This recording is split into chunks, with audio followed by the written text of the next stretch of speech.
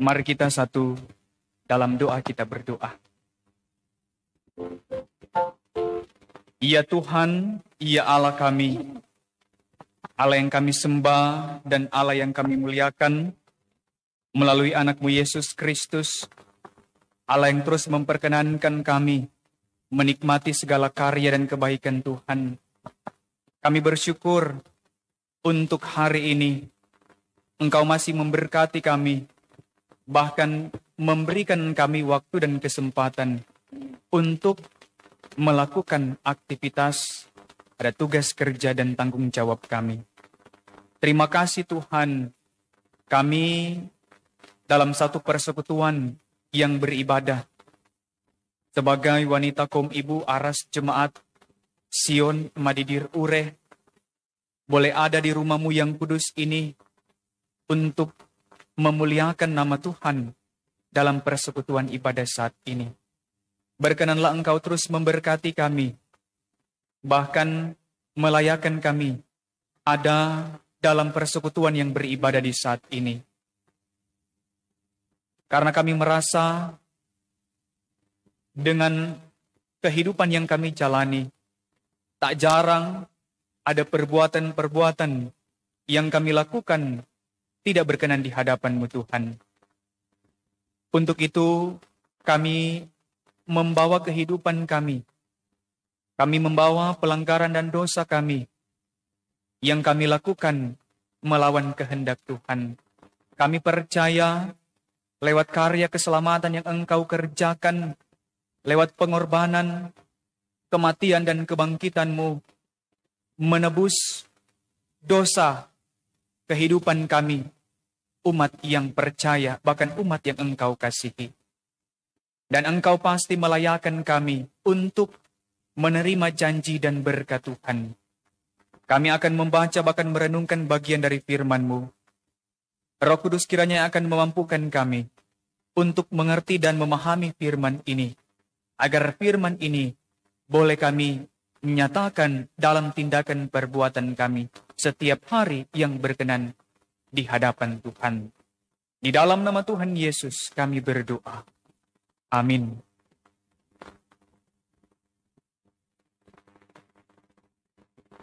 Mari kita merenungkan bersama bagian firman Tuhan di sepanjang minggu yang berjalan ini dalam Injil Markus pasal 16, ayat 1 sampai dengan ayat yang ke-8.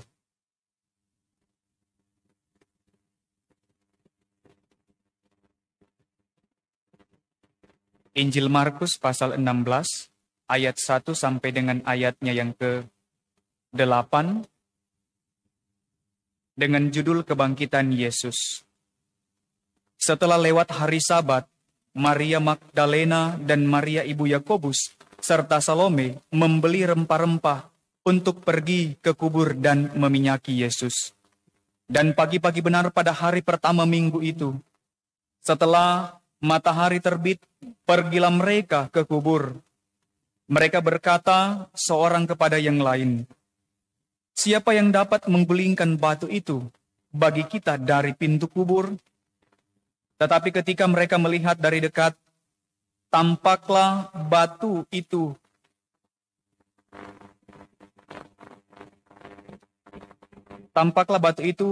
yang memang sangat besar itu sudah terguling.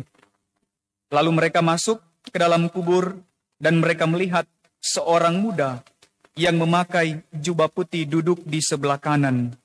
Mereka pun sangat terkejut. Tetapi orang muda itu berkata kepada mereka, "Jangan takut. Kamu mencari Yesus orang Nazaret yang disalibkan itu. Ia telah bangkit. Ia tidak ada di sini. Lihat, inilah tempat mereka membaringkan dia. Tetapi sekarang pergilah, katakanlah kepada murid-muridnya dan kepada Petrus, ia mendahului kamu ke Galilea. Di sana kamu akan melihat dia seperti yang sudah dikatakannya kepada kamu." Lalu mereka keluar dan lari meninggalkan kubur itu, sebab gentar dan dahsyat menimpa mereka. Mereka tidak mengatakan apa-apa kepada siapapun juga karena takut. Dengan singkat mereka sampaikan semua pesan itu kepada Petrus dan teman-temannya. Sesudah itu Yesus sendiri dengan perantaran murid-muridnya memberitakan dari timur ke barat berita yang kudus dan tak terbinasakan tentang keselamatan yang kekal itu. Demikianlah firman Tuhan. Berbahagialah setiap orang yang mau mendengar bahkan mau melakukan firman ini dalam kehidupan setiap hari. Amin. Selamat sore. Shalom Aleichem. Sekali lagi Shalom Aleichem. Ya, kita bersyukur dengan waktu dan kesempatan yang boleh diberikan kepada kita untuk ada dan bersekutu bersama dalam satu persekutuan wanita kaum ibu. Dan kita bersyukur orang sebagai orang yang percaya boleh merayakan Paskah, hari kemenangan orang sebagai orang Kristen. Ketika Yesus yang boleh hadir menjadi manusia, berkorban, mati, dan bangkit untuk menebus kita. Nah, saudara-saudara yang dikasihi dan diberkati oleh Tuhan. Orang sekarang hidup di dunia yang semakin maju, semakin modern.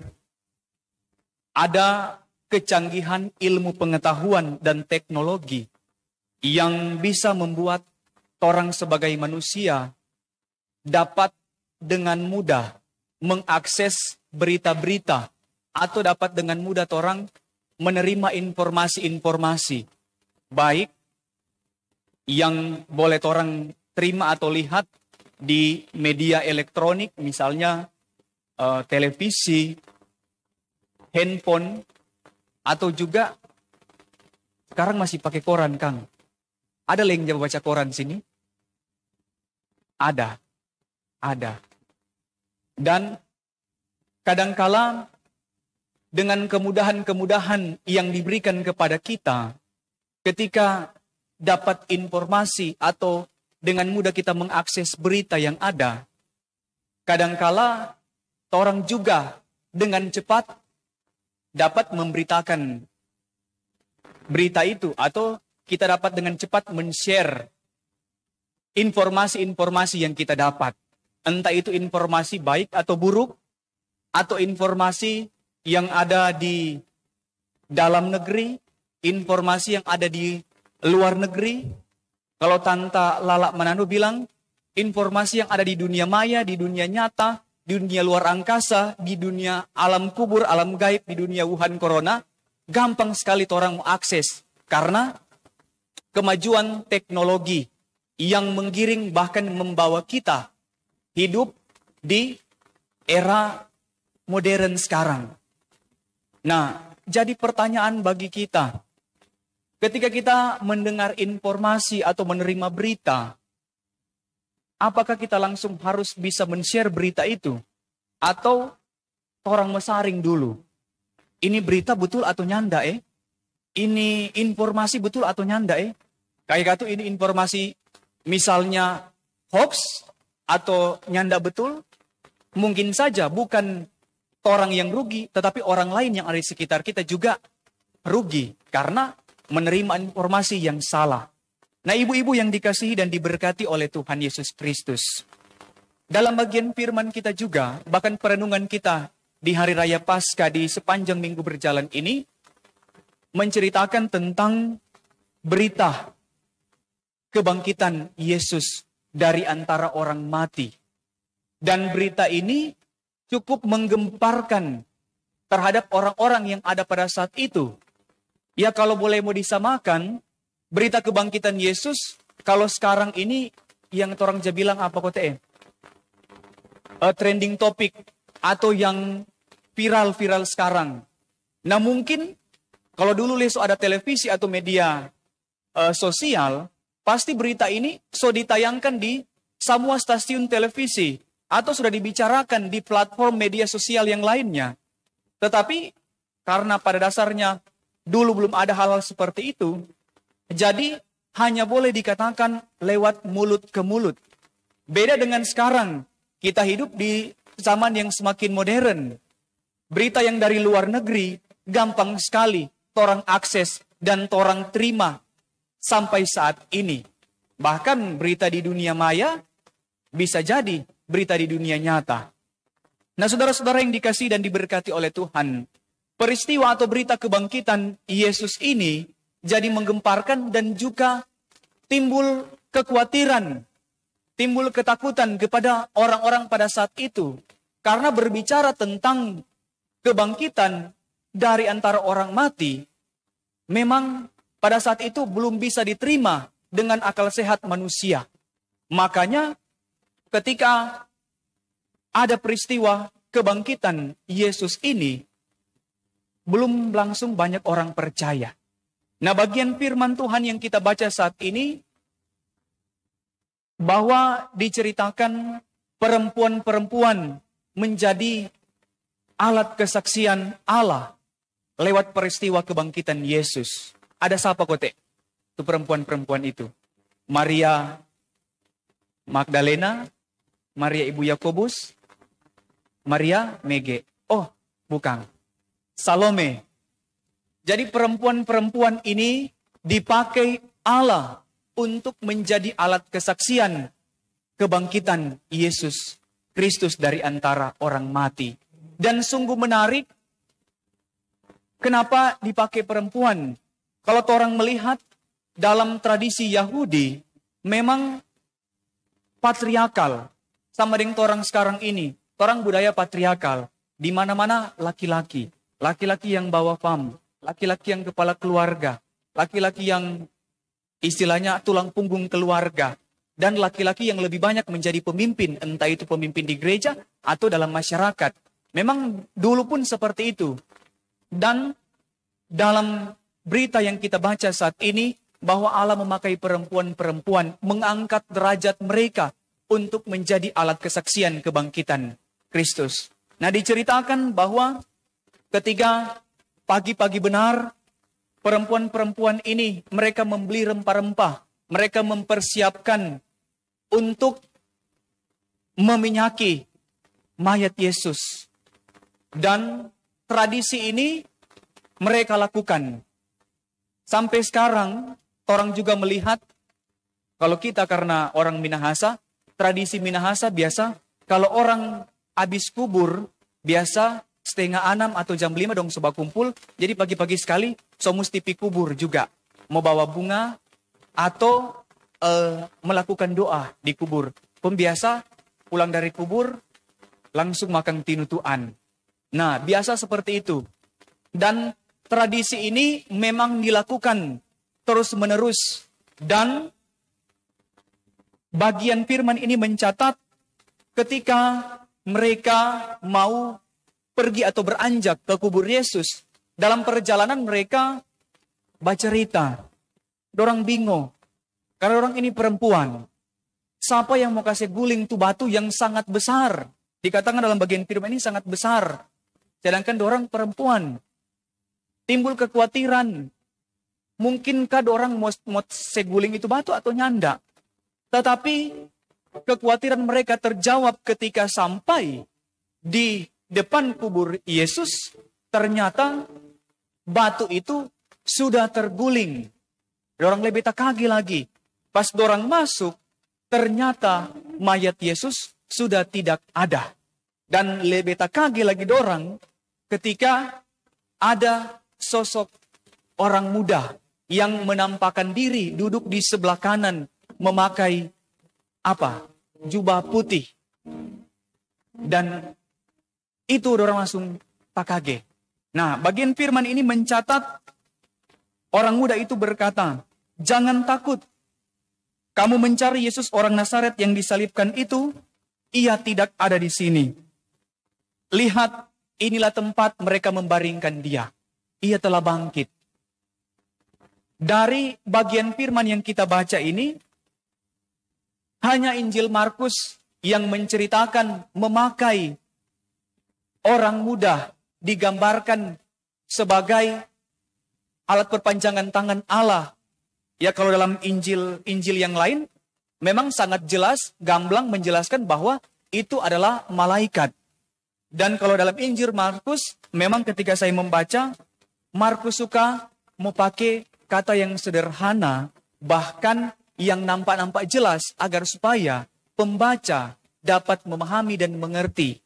Kalau mungkin mau pakai yang lain, mungkin sulit mengerti. Dan keistimewaan dari Injil Markus ini, dia memakai seorang muda untuk menyampaikan berita bahwa Yesus tidak ada di sini, Yesus telah bangkit. Dan orang muda itu menyuruh ketiga perempuan ini untuk menceritakan kabar baik ini, memberitakan kabar sukacita ini kepada murid-murid, bahkan kepada semua orang. Nah, saudara-saudara yang dikasihi dan diberkati oleh Tuhan kita Yesus Kristus. Dari bagian firman yang telah kita baca saat ini, memberikan gambaran bahwa Allah bisa memakai siapa saja untuk menjadi alat kesaksian.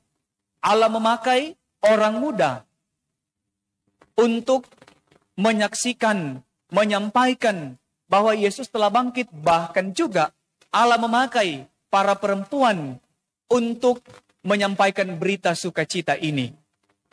Dari bagian firman ini, kita belajar bahwa dalam kehidupan yang kita jalani juga, Allah bisa memakai kita dalam tugas kerja, dalam tanggung jawab apapun yang dipercayakan oleh kita. Masing-masing untuk memberitakan kabar sukacita, menjadi pewarta kabar baik. Dan itu harus kita lakukan. Sebagaimana yang telah dilakukan oleh perempuan-perempuan ini, maka itu juga yang harus kita terapkan dalam kehidupan yang kita jalani. Ketika mereka pagi-pagi benar, so langsung bahasa dia untuk pergi ke kubur Yesus. Dan pada saat itu juga mereka dengan segera menceritakan kabar sukacita. Dan kita pun dituntut untuk seperti itu. Iya toh? Perempuan-perempuan ini sama juga dengan ibu-ibu toh? Dengan tugas tanggung jawab yang berbeda-beda. Tetapi sama, satu kodrat adalah ibu-ibu Tuhan, wanita kaum ibu, ibu rumah tangga, dan lain sebagainya yang Tuhan percayakan. Dan tentulah kita harus belajar dari perempuan-perempuan ini yang mereka memberitakan kabar sukacita, mereka memberitakan kabar baik. Dengan kecanggihan yang dunia tawarkan pada saat ini, orang pakai hikmat, no? Bisa membedakan mana yang perlu orang share dan mana yang tidak perlu orang share. Termasuk berita-berita hoax yang ada sampai dengan saat ini. Ketika melihat realitas sekarang, toh, kalau mungkin orang Mbak Uni, paling cepat sekali kasih sebar informasi adalah siapa? Ibu-ibu. Dan ini memang nyata. Toh, kalau di Sion kita mungkin belum pernah saksikan sendiri. Kalau di tempat yang lain, memang pagi-pagi benar, pagi-pagi sekali dorang sebab kumpul. Kan dati biar cuma pibabuan di warung itu, dorang mesti duduk di warung itu. Kong dorang so mulai begini. Dan setelah itu, dorang ceritakan. Tusiana kata, deng Milki, so di ujung tanduk dong pe rumah tangga. Nggak dengar pas apa? Ada dengar palince. Odo. Dari situ, berita so gampang tersebar. Toh? Pagi-pagi sekali, kandati suami belum smokpol, mau pi kerja, anak-anak belum basa di sekolah. Hampir siang, dorang so duduk di warung itu. Kandati nyandak mau babli, cuma mau babon, so tak kumpul. Masih deng daster, pong jasi selip di sini, masih deng roll rambu, dorang so ada. Berbeda dengan perempuan-perempuan ini, pagi-pagi benar mereka menyempatkan diri ke kubur Yesus, tapi juga mereka memberitakan kabar sukacita, bukan kabar-kabar burung, kabar-kabar bohong yang dapat orang akses sekarang. Toh, kalau orang Indonesia kalau kata Jepang di Amerika PCCTV, ya pajang-pajang begini. Kalau orang Indonesia pada umumnya dong PCCTV di mana? Ini. Pas Birman beli kulkas baru, dok. Hording dah buka. Dok, kredit ke itu no. Tentara siya, nggak mungkin dia bangka di koperasi mau pakai kulkas. Toh? Tak sebar lagi. Pamince. Perasaan dia kucek dapat pinjam pak kita belum. Iyo, Marta dengar kata koperasi harian kurang dusu-dusu pak dia. Tuh kulkas baru nusto itu dia beli. Nah dari sini orang belajar bahwa Tuhan memakai kita sebagai kita kata ibu-ibu, sebagai perempuan-perempuan untuk menyampaikan berita keselamatan. Dan ini berita kebangkitan Tuhan Yesus sangat penting. Harus kita sebarkan dan kita ejawantakan dalam kehidupan yang kita jalani. Kemudian, lewat pengorbanan, karya keselamatan yang Tuhan kerjakan lewat pribadi Yesus, boleh menebus kita, mengangkat kita dari hukuman dosa dan maut, menyelamatkan kita satu kali seumur hidup. Dosa yang dulu, sekarang bahkan yang akan datang, satu kali Tuhan tanggung di kayu salib.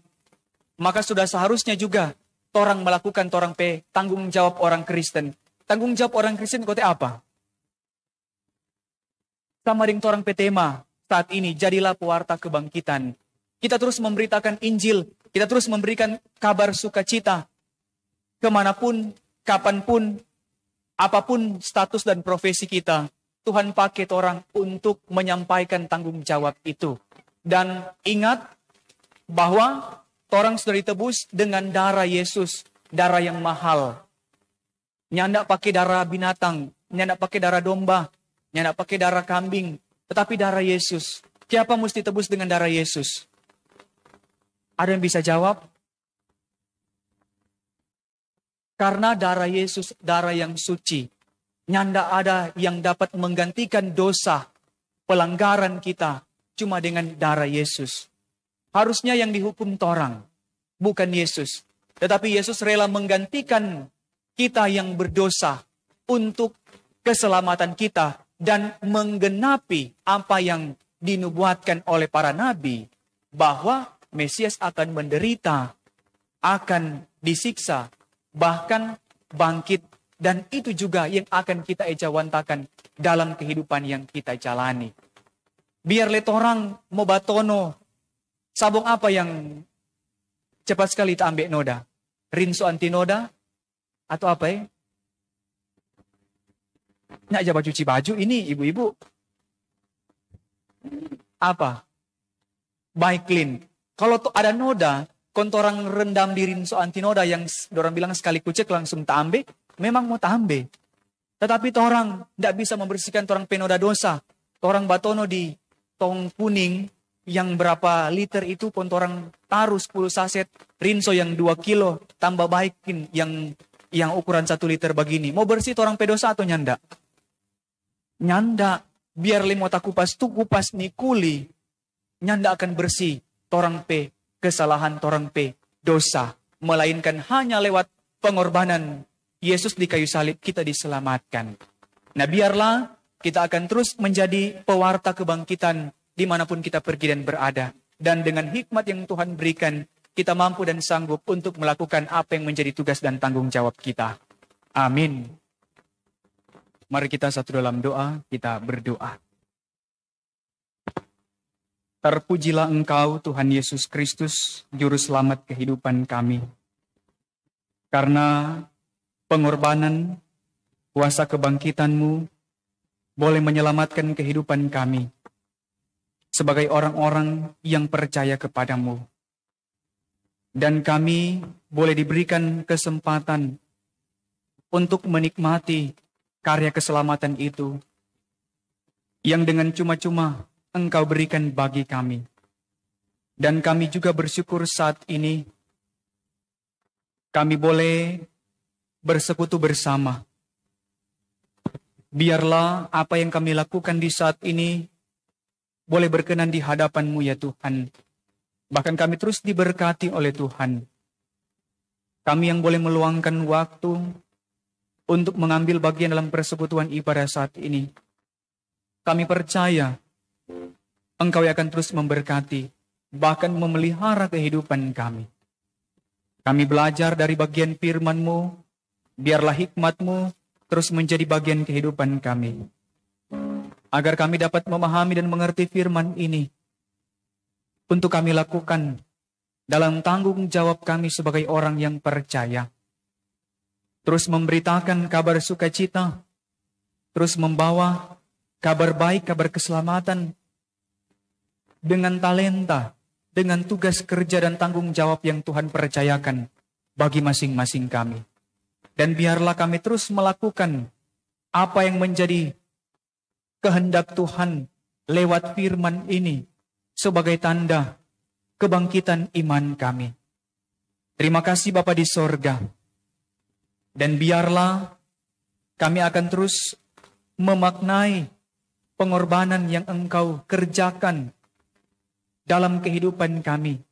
Dan itu juga yang akan kami lakukan di sepanjang perjalanan kehidupan kami sebagai orang Kristen.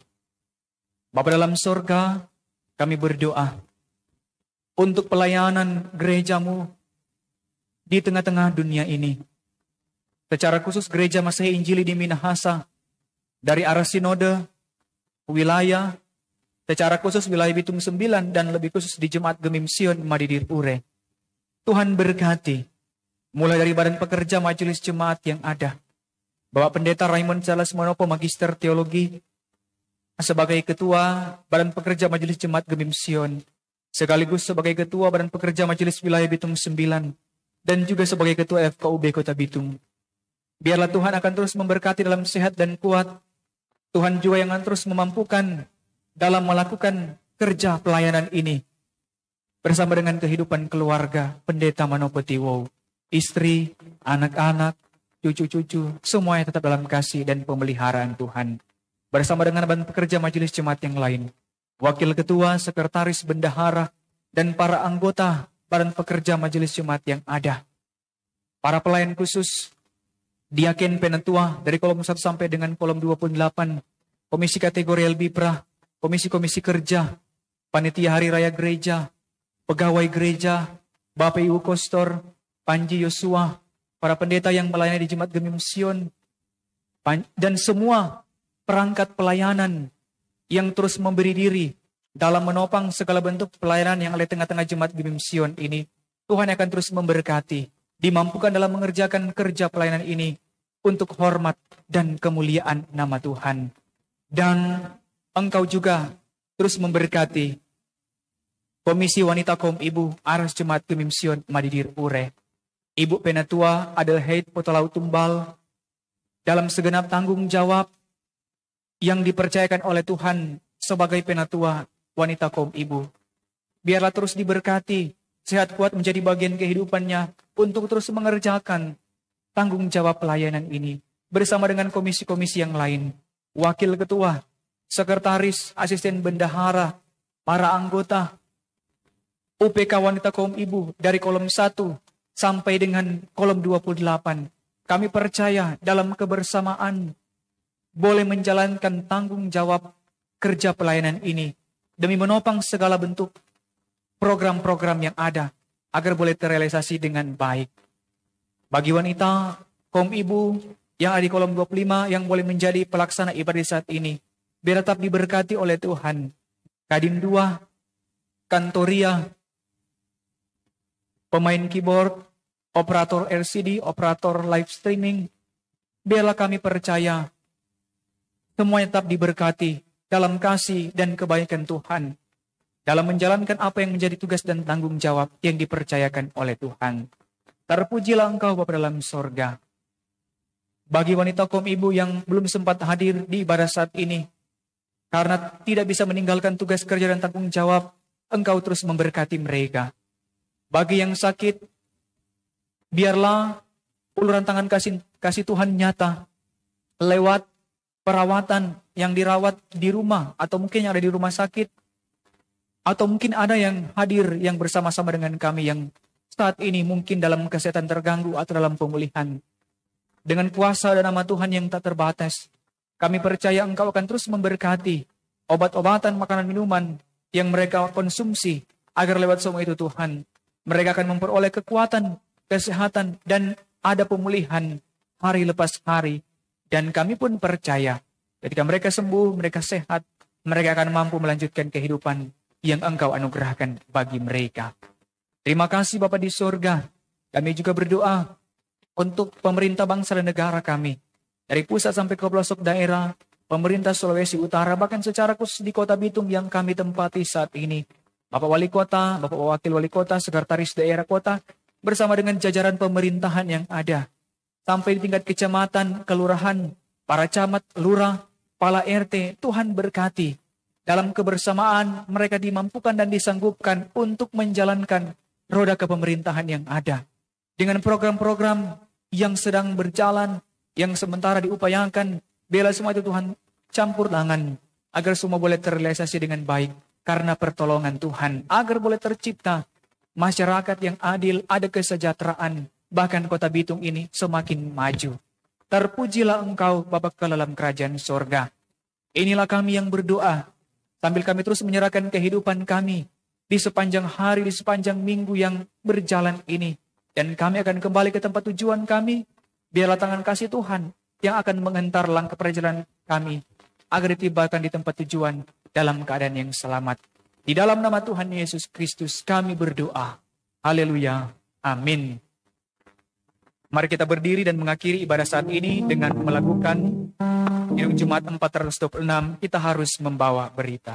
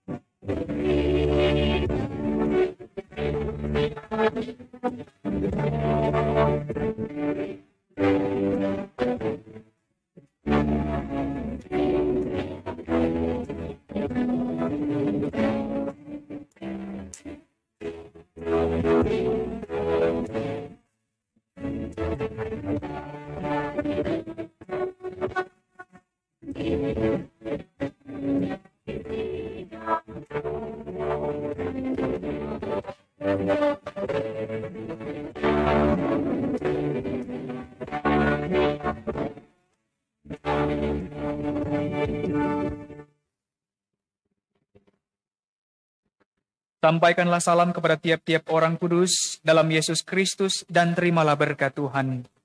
Kasih karunia Yesus Kristus, kasih Allah dan persekutuan Roh Kudus menyertai saudara-saudara sekalian.